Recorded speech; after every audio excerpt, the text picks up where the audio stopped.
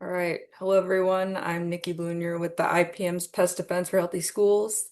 Thank you for joining us for today's webinar, Integrated Pest Management, Understanding Insects, Pesticides, and Safe Solutions, presented by entomologist and educator Ashley Schmitz and his mentee Zairah Qadri, a high school sophomore who is pursuing a career in biomedical science and community health. The school IPM working group is funded through the North Central IPM Center, supported by the USDA's National Institute of Food and Agriculture. The school IPM working group's Pest Defense for Healthy Schools is part of the IPM Institute, which was founded in 1998 with the goal to increase adoption of integrated pest management in agriculture and communities using an educational and solutions-based approach.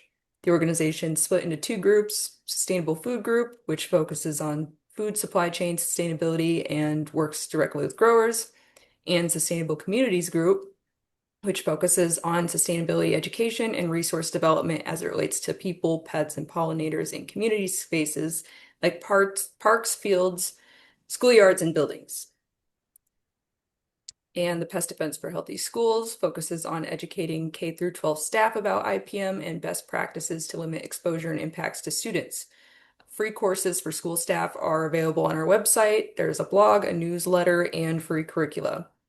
Green Shield Certified is a certification program with a mission to reduce use of pesticides and provide best use practices for pest management professionals, facilities like schools and landscape companies. And the Tick IPM working group focuses on integrated tick management and education around ticks and tick-borne diseases. And we host the annual virtual Tick Academy. Registration is open for that right now, and we produce educational resources.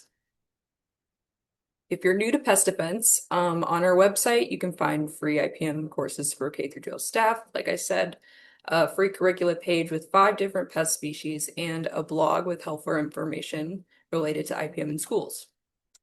Please contact me if you would like to receive our newsletters or join the working group. There's also a way to sign up for the newsletter on our website.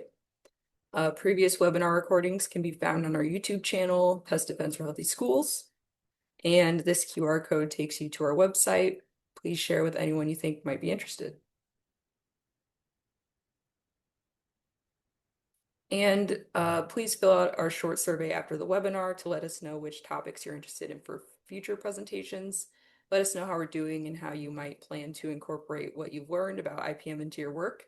You can pull it up now with this QR code, but I'll also email the survey out after and I can put it in the chat afterwards.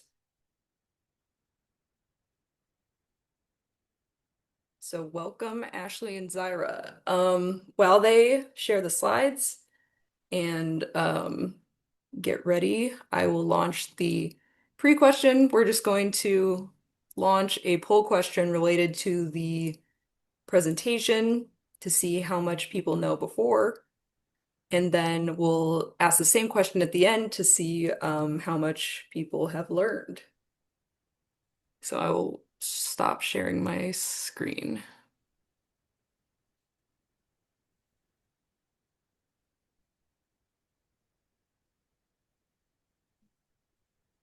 Can everyone see it?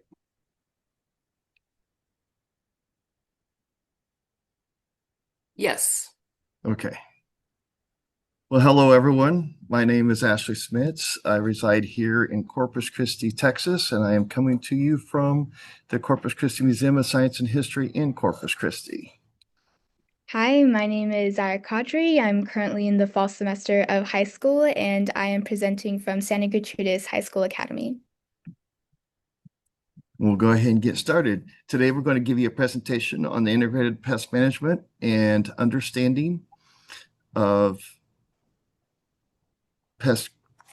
pesticides and safe solutions. So we'll go ahead and get started here. So we're going to start out with pesticide use, the basics. Okay, chemical pest management. What is chemical pest management? Well, the definition is very simple: the strategic use of synthetic chemicals and substances. That includes anything that you might buy at any local retailer that might be used to treat ants, roach, wasp, or any other kind of infestations you might have around the home. That will also include any kind of solid materials that are used in roach bait, ant bait, or even rodent bait. And the purpose is to control or repel and eliminate any unwanted organisms, both from a biological aspect, but also from a biomedical aspect for safety reasons. And then the target areas are generally going to be to protect crops, property, and overall our own well-being, human health. Which leads us into the understanding of pesticides. Now, unlike the popular opinion that pesticides are simply chemicals that get rid of bugs and insects, we actually see further categorization. So the proper terminology would be insecticides, which are the targeting and eliminating of destructive insects.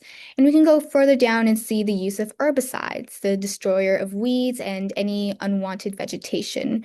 We might see this from agricultural crop farmers who grow large fields of crops. Herbicides prevent weeds from competing with the crops for those essentials such as sunlight, water, soil nutrients. And then comes the fungicides. These ones are going to be killing fungi, mold, and rusts. Fungicides are really part of our daily life for protecting the food, houses, lawns from simply just mold and decay. We could keep it to keep berries fresh, protect bread, grains, control bathroom mildew. It really is a large scope. And finally, the rodenticides, the ones that can control rats, mice, and other rodents. Okay, so we break it down into three categories under the primary intentions for utilizing pesticides. The first is going to be health and safety. So vector control, especially for those particular pests that are going to be potentially parasitic in nature, like mosquitoes and ticks, as well as rodents. All are known to be vectors of some kind of illness or disease. And then sting prevention, wasp, hornet, and bee nests, as well as ants. The second would be facility preservation. So facility preservation also includes structural protection. So basically, we're considering what would happen when termites or carpenter ants would move in unnoticed. Really, they're silently compromising that very foundation holding a building together. And it's not just indoors, it could also be outdoors. We could see sport fields with multiple holes, and that's just not only an eyesore, that's a liability, a safety hazard waiting to happen. And then category three is sanitation and hygiene. And this is going to be applied to especially areas that food is present or served. Of course, infiltrating pests in food prep in cafeterias. This would also include any other areas where foods could be served, including outdoor areas for barbecues and such. And then transition spaces, especially classrooms and locker rooms. So, what are the benefits of implementing insecticides? We want to talk about why pest management matters in the first place. And firstly, we see that we do effectively reduce the harmful pest populations. Now, this is where the ecological piece really comes into focus. Here we see people hear insecticide. They often picture something like wiping out everything in sight. But that's not actually how effective pest management is supposed to work. It relies on targeted suppression, meaning the goal is to hit a specific problem species precisely rather than carpet bombing an entire ecosystem. Additionally, there's the reason of speed. Matter here's too. Pest populations don't grow steadily, they grow exponentially. So a small manageable problem today can double, then double again within weeks. Of course, the next will be protection of agriculture yield and food security. As many of y'all know, you're always supposed to wash your fruits and vegetables when you get them home from the grocery store because of the potential residual aspects of pesticides that might be used on those particular crops. So it's all about crop protection. And then the second aspect is food security. A lot of recalls that come up, they're often issued on a national level, are usually a consequence of either chemical or biological aspects that affect that general food security and also pose the danger that could come from consuming such foods.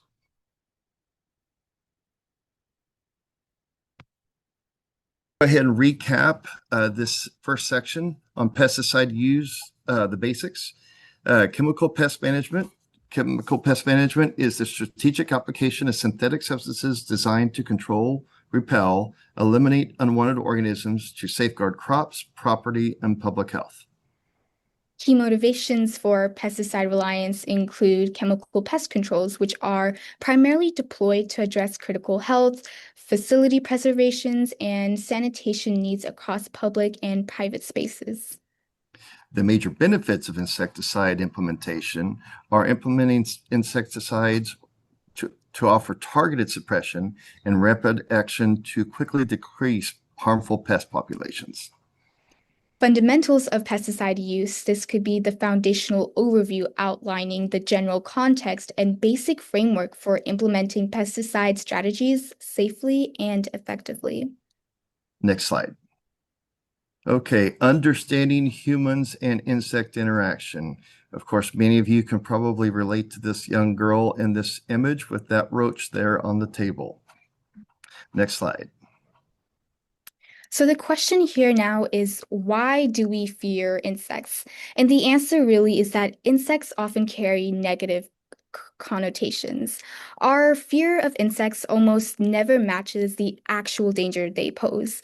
Researchers who study this call it the behavioral immune system, a set of instincts that evolved thousands of years ago to keep our ancestors away from disease and contamination long before we even understood germs or infection.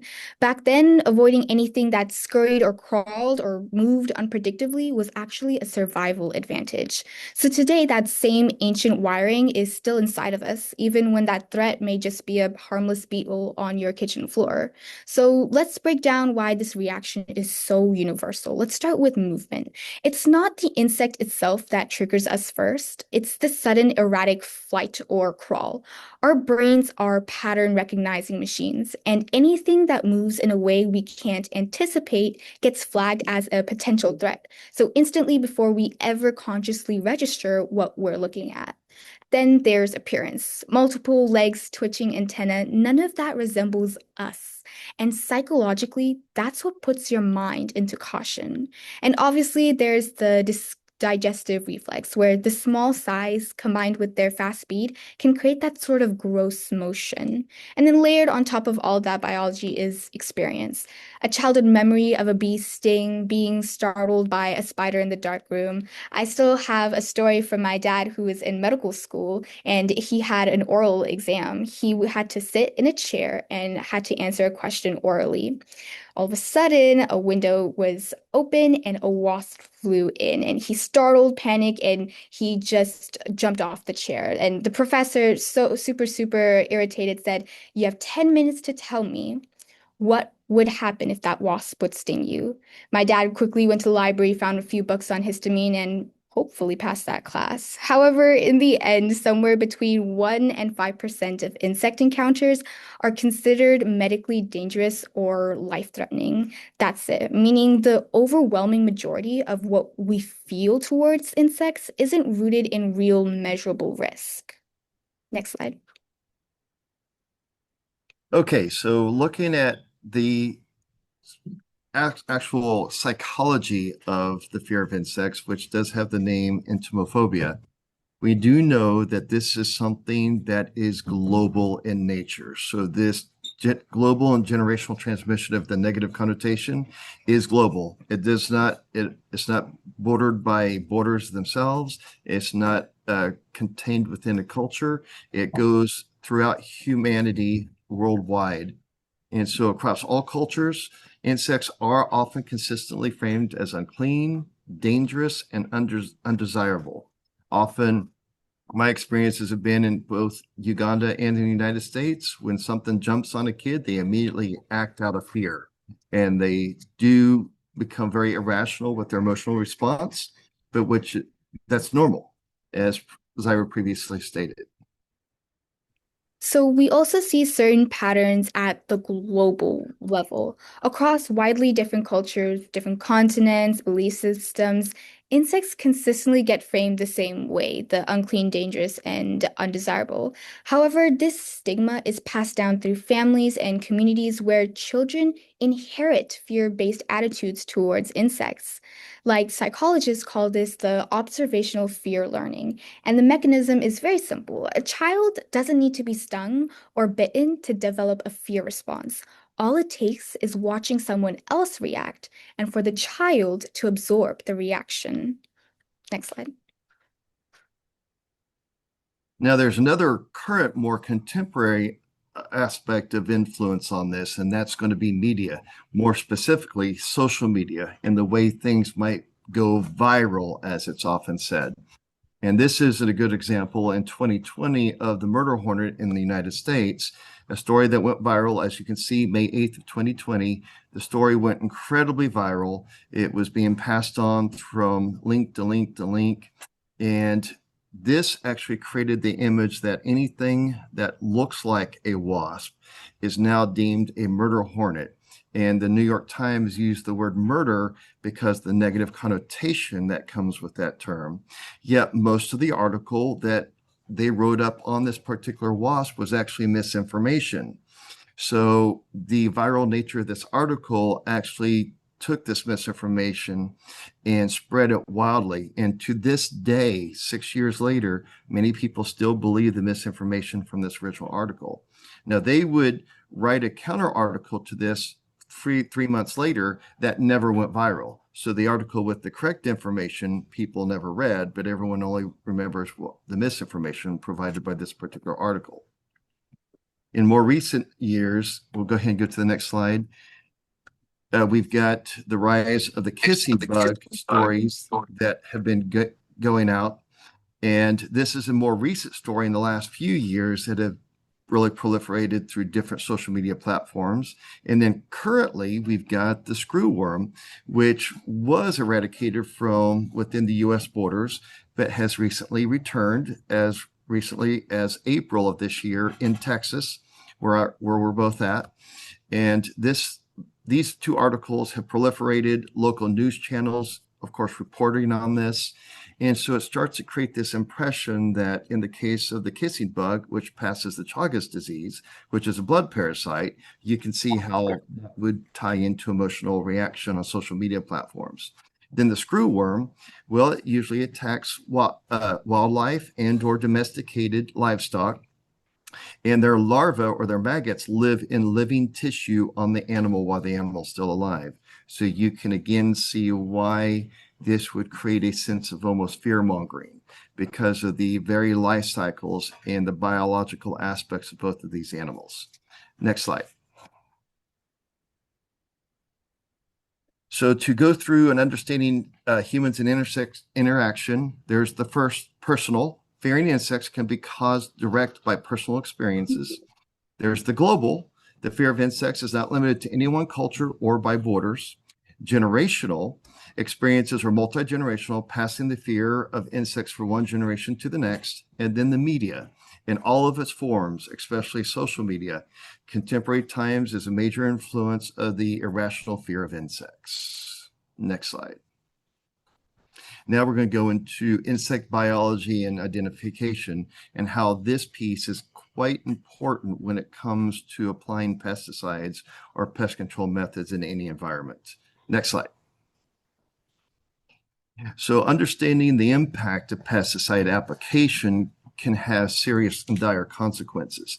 Pesticides are never discriminatory. They're usually comprehensive. Anywhere they're used, they kill everything in that area.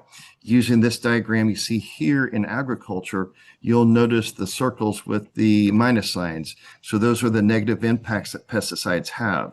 So pesticide application will affect both the natural enemies, or what we call beneficial insects traditionally, and then it'll affect the insect pest. And if you eradicate both from that ecosystem, then that damage is going to proliferate to both the botany, so all the vegetation in that area, the soil and soil management, and the overall ecosystem is all going to be severely disrupted because of that application of those pesticides. Because it's not targeted, it's almost always comprehensive. Next slide. So to kind of go into a deeper lesson on this, there's the historical DDT. For those of us here in the States, we're very well aware of this, especially from my generation who was born about the time it was removed from being used in agriculture. But it's organochlorine, and it is a B2 class carcinogen, so it's extremely harmful.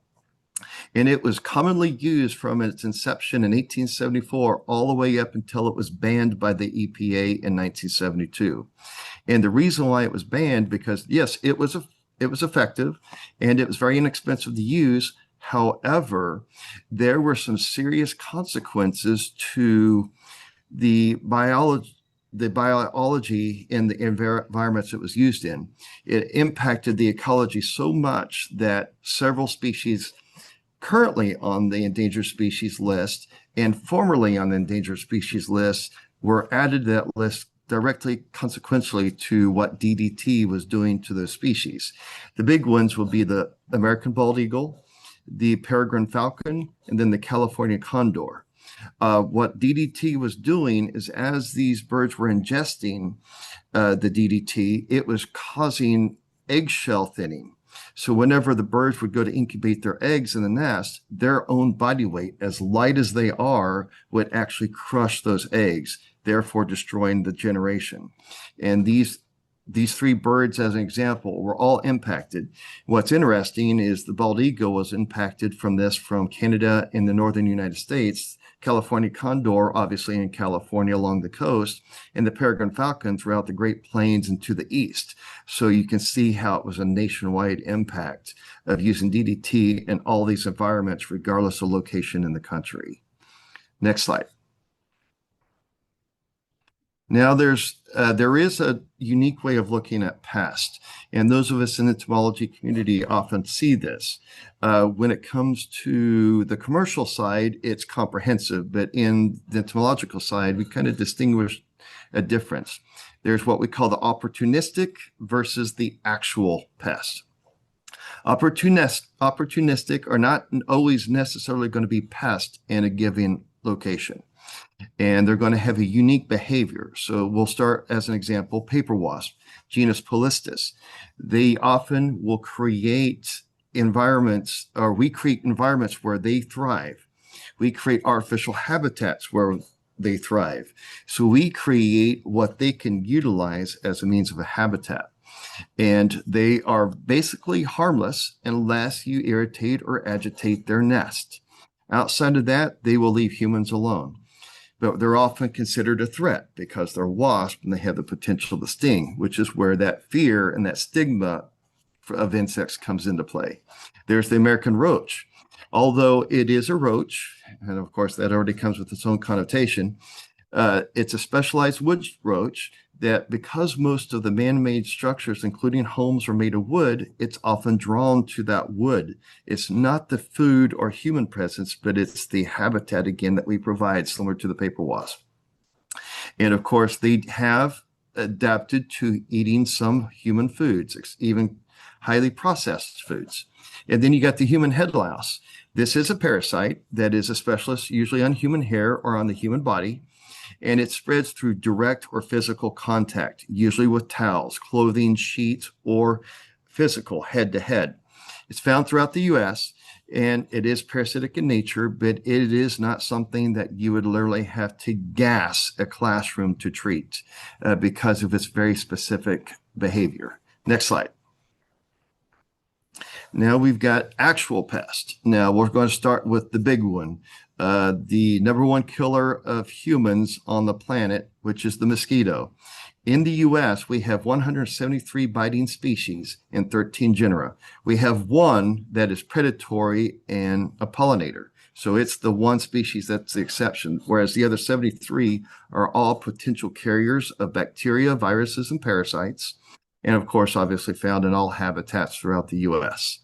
Then we have another roach species, but this one, unlike the American roach, has an extremely high rapid reproduction, and that's the infamous German cockroach, which are known for creating highly aggregated populations in serious infestations, sometimes neighboring in the hundreds of thousands in a given building or structure.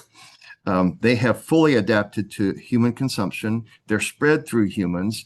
They've adapted to our habitat. They're found on all continents, and they create this carboxylic acid, which encourages their aggregation populations. So much in some infestations, you can scoop them out with a shovel. That's how common they are.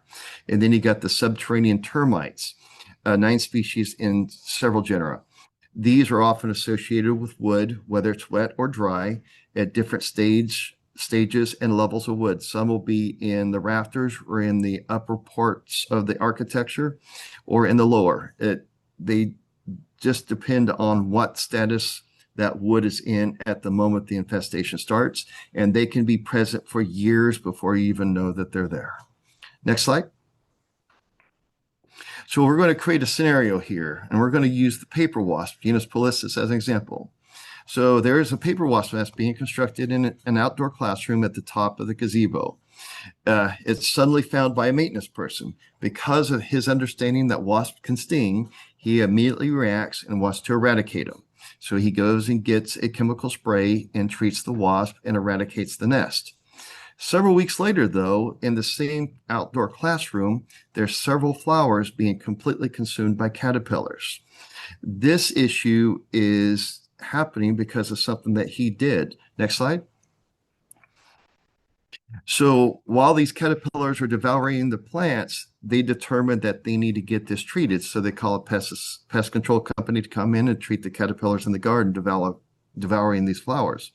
However, if the paper wasp nest that was eradicated several weeks earlier would have been left alone, there would have been a concrete biological aspect and control of that caterpillar population because the paper wasp provision their nest and feed their larvae with those caterpillars, regardless if it's a moth or butterfly, and regardless of how numerous they are. Because the presence of the paper wasp and the caterpillars are actually a sign of a healthy ecosystem. And this is where the value of understanding basic insect biology can come in and help make good decisions when it comes to general pest control. Next slide. So to round this all up, understanding human and insects and interaction, basic biology of insects within local ecosystems can create a better understanding on how to address pests. DDT is the premier example of pesticides used in the past and the problematic consequences it caused to local ecosystems, specifically wildlife. Learn to know the difference between opportunistic and actual pests. When acting out of fear, exterminating so-called pests can directly have both short-term and long-term consequences on local native ecosystems. Next slide. So now I like to observe the biomedical aspects when exposed to these certain insecticides. Next slide. So here's a sort of roadmap on what I would like to explain. First, I'll just introduce 4 main insecticides, which have generally shown increased prevalence throughout the years and have contributed to major health effects in children. Then I'll go into understanding the differences in symptoms that we might see in a child versus an adult. And then finally end it with real cases where insecticides had caused major health concerns. Next slide. So let's walk through what exposure to these insecticides actually looks like in a child, not just as a list of symptoms, but what each one really represents. So I'll be highlighting the organophosphate or the OP. See, the cognitive effects here are very quiet, but they compound over time. The lower IQ doesn't show up as one dramatic moment. It shows up gradually as a child is consistently struggling to maybe keep up pace with the peers in his classroom. Maybe reduced working memory means difficulty onto holding instructions long enough to complete them. The teacher gives 3 steps, and by step 2, he's already forgotten the first one. So slower processing speed means information takes longer to click, not because the child isn't capable, but because the system processing that information has been compromised. And then there's the most severe outcome, the respiratory failure. This is the body's ability to breathe simply shutting down. It's why organophosphate poisoning is considered a medical emergency, not just a symptom to manage. It's the difference between recovery and sometimes death. So I have included 3 other insecticides, which have shown still major health effects in children, but not as major as the OP. So here is the carbamates. They hit quite differently here. They're more physical. So the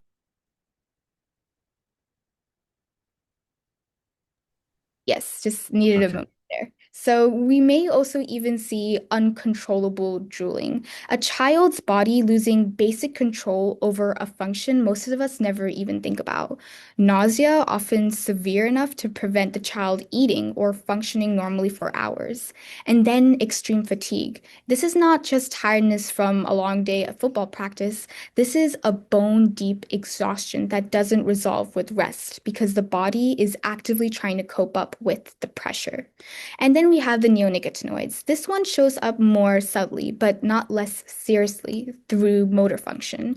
So we are seeing effects in the fine motor skills, meaning the small everyday tasks that we expect from children, such as writing, buttoning a shirt, or even holding a pencil steady, becomes harder to notice and especially harder for the untrained eye. And then finally, pyrethroids. This is where we're going to see coughing and chest tightness. The respiratory system is reacting defensively, the way it would do to any other irritant, except now it's happening repeatedly from the continued exposure. And then we have something more concerning like ADHD symptoms. So that could be difficulty in focusing, restlessness, impulsivity, something that could be easily mistaken as just a behavioral condition. Next slide. So, to really understand organophosphates, it helps to think of them less as a single chemical and more as a family, one with a shared blueprint. And at the center of this blueprint is a phosphorus atom, and from there, branching off from that core are ester bonds. So, determining the structure of these arms is going to tell us how reactive it is, how it interacts with the living system. So once you change those arms, you get an entirely different compound with an entirely different level of toxicity.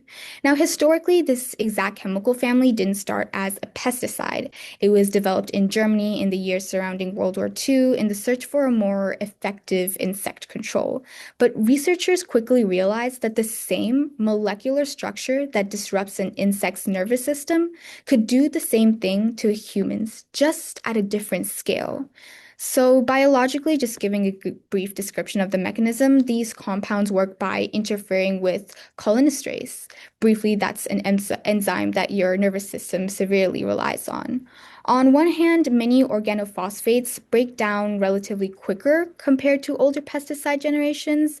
They don't linger in soil for decades the way something like DDT did. There are several ways that it could be absorbed, such as through the skin, lungs, ingestion through the GI tract, multiple different doors leading to the same outcome.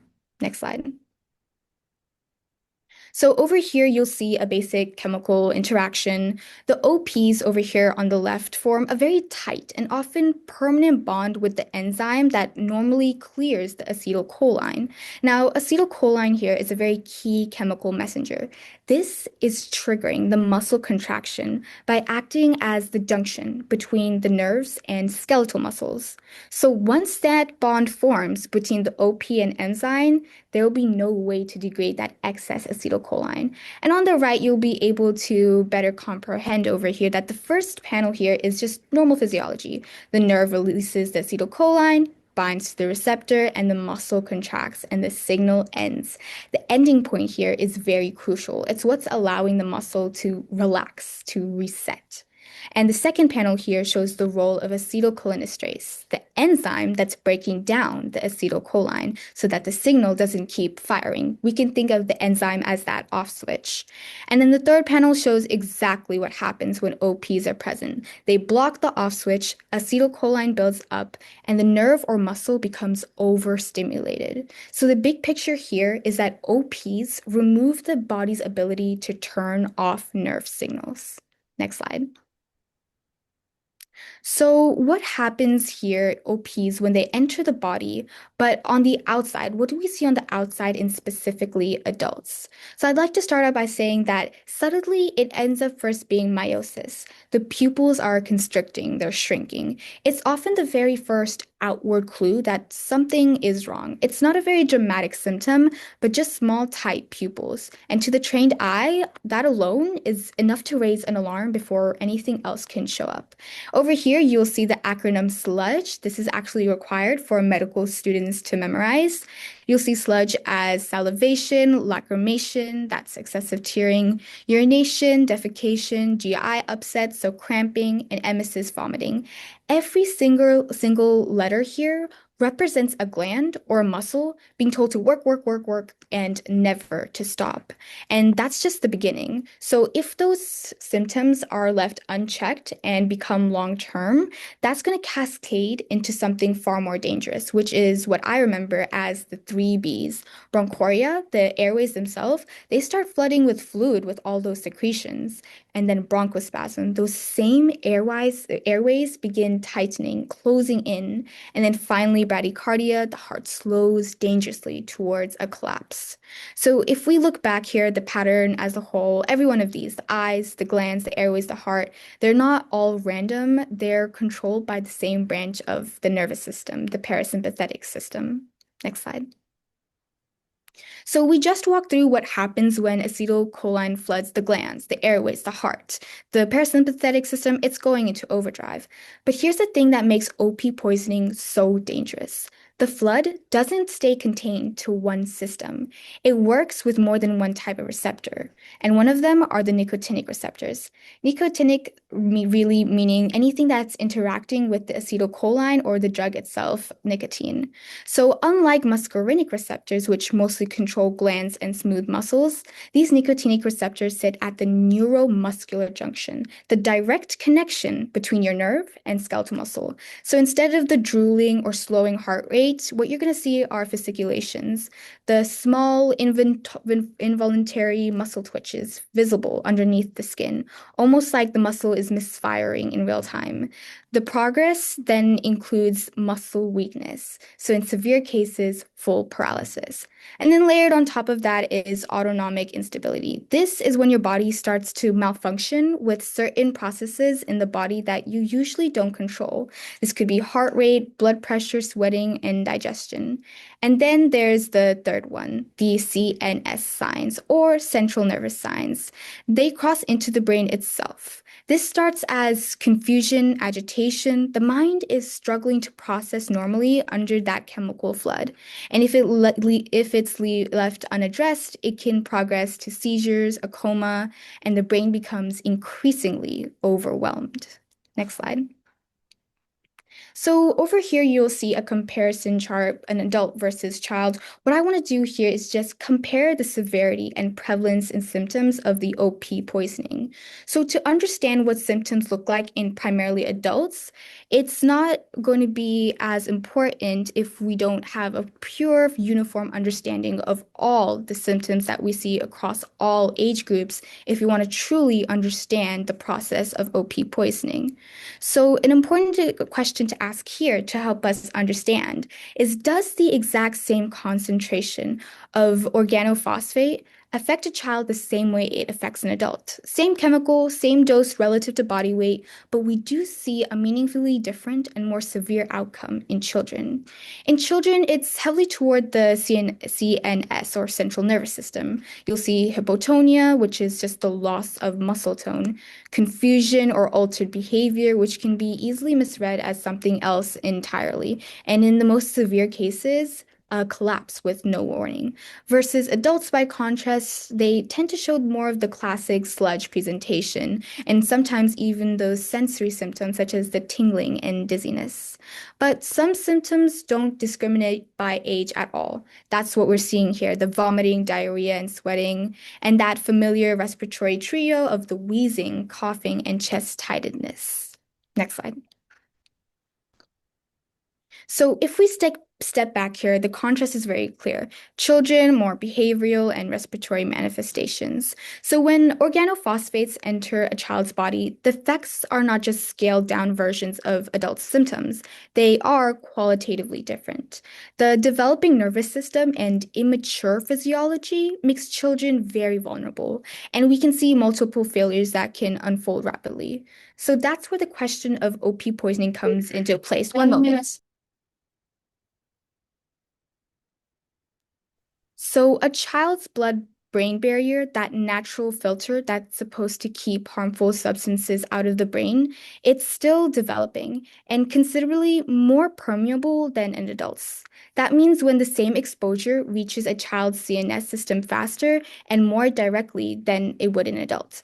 That's why children often skip straight to CNS and behavioral systems. So that's why you see hypotonia, confusion in behavior, and then in the most severe cases, the sudden collapse.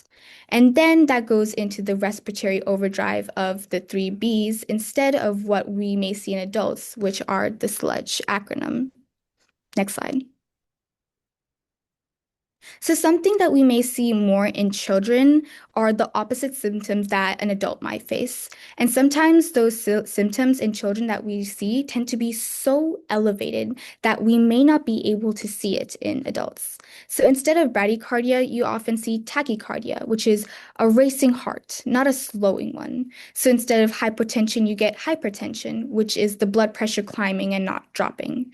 And instead of miosis, those pinpoint pupils, you get mydriasis, which is the pupils are widening, they're dilated. So these three classic signs, these three complete reversals, are what really distinguishes the symptoms that we see primarily in children versus an adult. So if a clinician walks in expecting the adult presentation, a child in front of them could look like the exact opposite case. And it doesn't really stop at vitals. This is where it gets especially concerning because now we're not just talking about a hospital setting, we're talking about a classroom. Elevated aggression, irritability, severe temper tantrums to a teacher with not much medical context, that doesn't read as a red flag. It reads as a kid just having a rough week. And alongside that is the increased rates of ADHD-like behavior, restlessness and inability to sit still, trouble concentrating on a simple assignment. And again, to the untrained eye, that's not alarming. It's just a kid in the back of the classroom who's always just a little disruptive. A teacher isn't necessarily thinking chemical exposure, they're thinking a discipline issue or maybe an undiagnosed learning difference. And that gap right there between what's actually happening biologically and what it looks like behaviorally is exactly where a case like this can slip through unnoticed and sometimes for weeks. Next slide. So what I want to go through here right now are the various bans and restrictions throughout the years. See, every regulation you've ever seen on a pesticide label, every restriction, every warning, every ban used, exists because at some point something went wrong, badly wrong. And behind almost every one of those rules is a real story with real families that had to happen first before anyone stepped in. So let's walk through the three of them. And first, let's start with chlorpyrifos. For decades, chlorpyrifos was one of the most widely used insecticides in the country. These were sprayed across cotton fields, soybean crops, orchids, and for years, even inside American homes, as a go-to solution for termites and roaches. And it was completely legal. But slowly, over years of quiet research, a pattern started to emerge, not from a single incident, but a slow accumulation of evidence where we saw linkings of chlorpyrifos to measurable harm in a child's developing brain. We saw lower IQ scores, attention deficits, even visible abnormalities in brain structure on imaging. Additionally, children exposed before birth were showing signs of pediatric seizures, respiratory distress, and by 2001, the evidence was strong enough to force a residential ban. But agriculture use continued for around 2 more decades, meaning children in farming communities kept absorbing this chemical through food, water, through drifting air, long after the danger was documented. It really wasn't until 2021 that the food use ban finally closed that gap.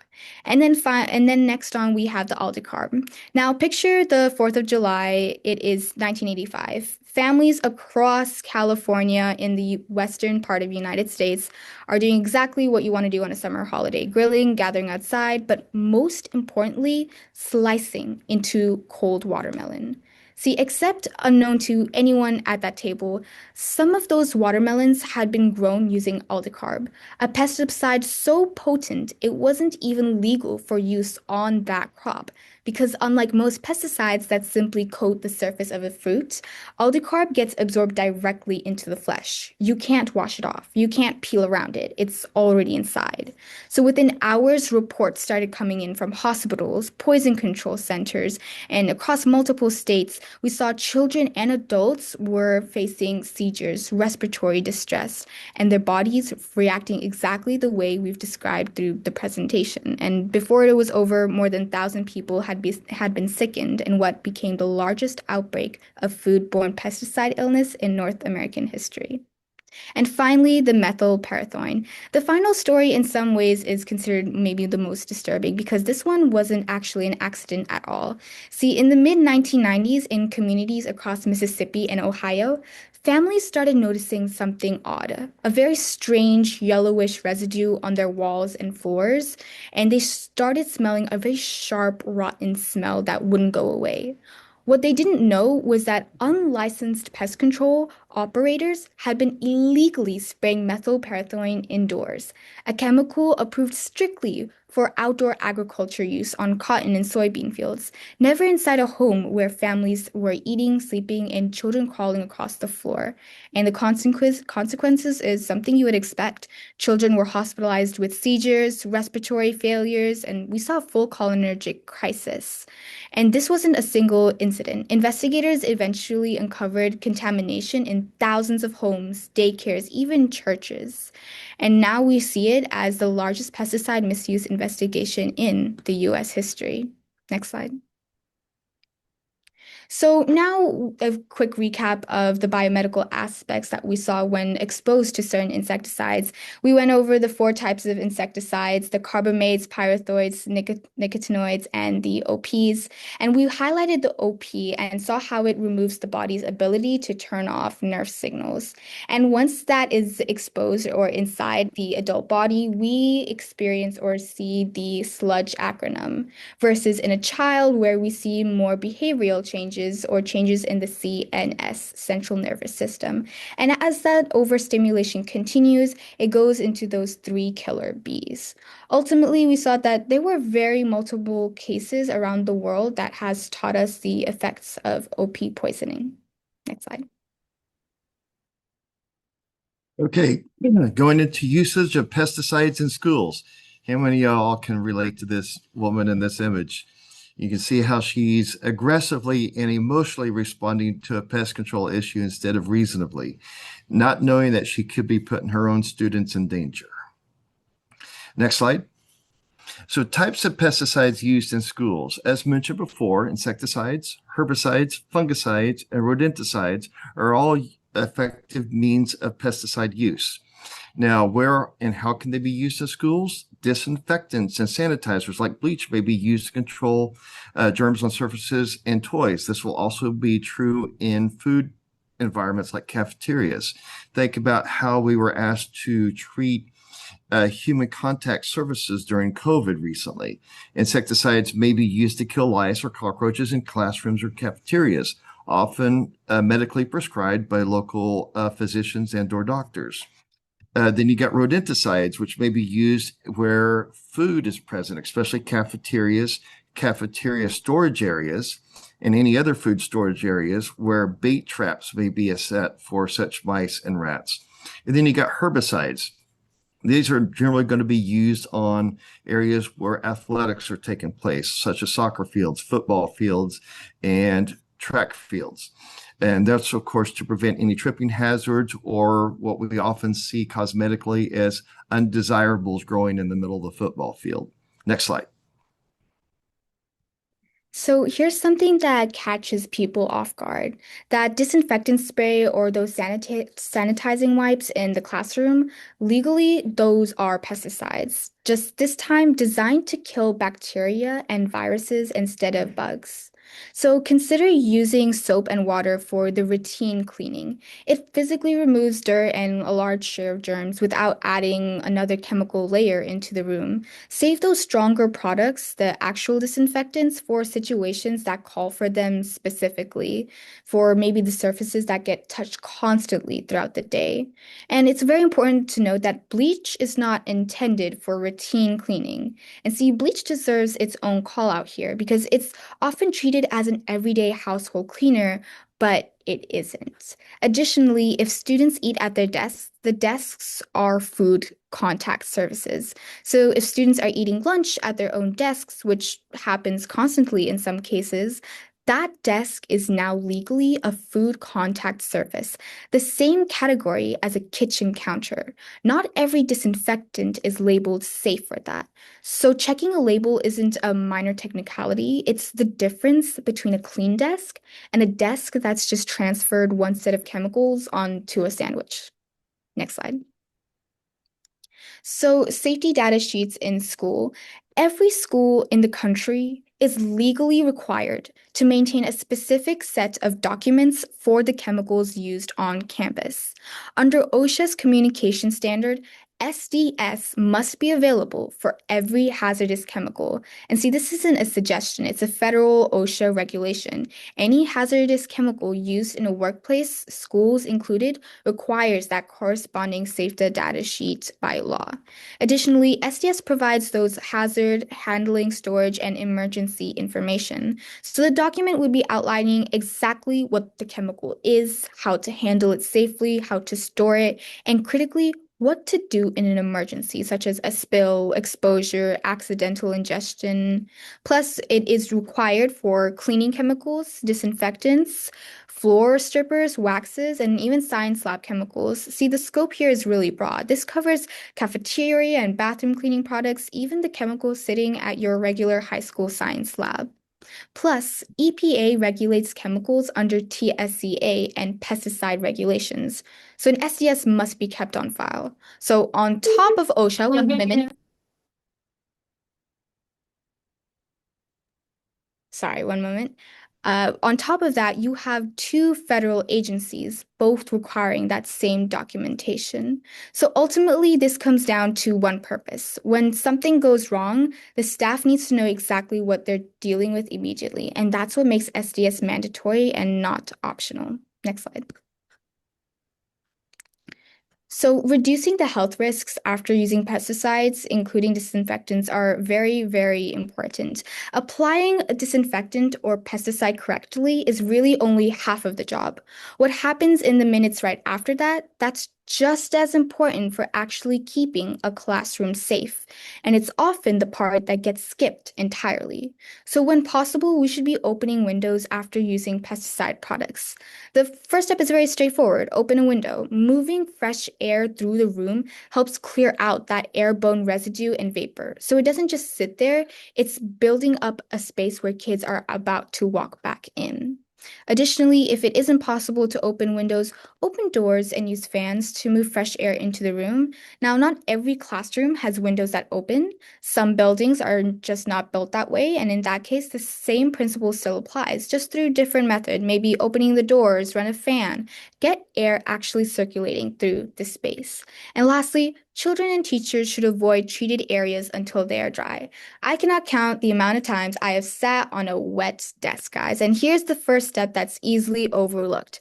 Give the surface time. A wet treated surface, whether it's from a disinfectant spray, a wipe, or bleach solution, is still actively releasing chemical residue into the air around it. So waiting until it's completely dry isn't just a best practice, it's the actual point where the exposure risk drops significantly. Next slide. Okay, so we're going to go into some non-chemical strategies for basic pest control or prevention. And these are blocked out into three categories: that keep them out, dry them out, and starve them out. So we'll start with structural, property, and landscaping. So these are often artificial habitats created by humans that different pests might utilize as a means of producing their home. And this also includes points of entry, especially when it comes to vermin such as rodents. Mice and rats will often enter a building through possible points of entry that are unnoticed through the overall structural integrity. And this could include gutters, standing water, especially in plumbing areas, and the foundation itself and walls. And then specifically lighting, what kind of lighting is used at the particular site. Fluorescent, incandescent, and halogen bulbs, which have now been mostly replaced by LEDs, used to attract insects just naturally because of their UV output. The second, dry them out, HVAC and plumbing. This is a key aspect, and depending on how plumbing is utilized in the school and or HVAC systems are designed, central heating and air or other standard HVAC systems, that it's always about moisture or water. So we've got the AC units and hot water tanks, hot water leaks, of course, AC, if their drain lines back up and can produce water puddling, or severe leaks, especially if they're overhead in the classrooms or in cafeterias. Then you got restrooms and kitchens, which is a given because of the food safety environment and the presence of plumbing. And then, of course, water fountains, which is by definition a food contact surface, which could, as Zairah mentioned before, be treated and cleaned with chemicals that you want to make sure are completely dry before those water fountains are used or for water consumption. And this focuses mainly on the pipes or piping in the area connected to the plumbing, and then the sinks. Sinks, especially in locker rooms, showers in locker rooms, and then general sinks and such. So that's the areas you got to look at. And then you got the food service and sanitation. So anywhere where food is being stored, and then the overall cleanliness of areas such as kitchens. And that would be cafeterias, kitchens, and restrooms, any food storage areas, and then trash disposal. Next slide. So other strategies, some quick tips: treat ants with water and vinegar spray instead of actual insecticides. A 50-50 solution will be just as effective as a typical pesticide. Same thing with vinegar. It can be utilized to create kind of a moat around the property to keep rats and mice from entering. You can also use eco-friendly dish soap mixed in with water to help treat roach activity, or just simply lemons outside in a garden area can help control earwigs as well as slugs and snails. Next slide. So to wrap this up, to use pesticides in school, this is a quick review. Schools may use insecticides, herbicides, fungicides, and rodenticides for pest control and weed control. Products like bleach, sprays, and wipes are legally classified as pesticides. Soap and water are safer for routine cleaning. Reserve disinfectants for high-touch surfaces. Check product labels before applying. Food contact areas like desk. Teachers and students risk exposure. Improper use can trigger respiratory, skin, or neurological effects. OSHA requires SDS or binders for all hazardous chemicals, cleaning agents, disinfectant, lab supplies to guide safe handling. EPA oversees pesticide registration. Schools must keep SDS on file for compliance and emergency response. Effective strategies include sealing entry points, fixing leaks, improving sanitation, reducing habitats such as standing water or clutter. Simple solutions, vinegar sprays for ants, soap water for roaches, lemons for slugs, can reduce reliance on toxic chemicals. Next slide. And finally, we would like to thank everyone for joining us today, especially Nikki for being the host for this, Ted for actually recommending myself to be a presenter, Jennifer, my fellow colleague and advocate, then Karen Stephen for hosting us here at the museum in Corpus Christi.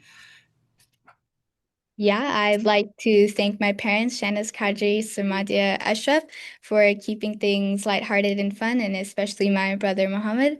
I'd also like to thank my teachers and Joshua Calloway teaching biology currently, Miss Rebecca West teaching English, Miss Leonor de los Santos, the director of our advanced studies, and Miss Amanda Salinas, our principal.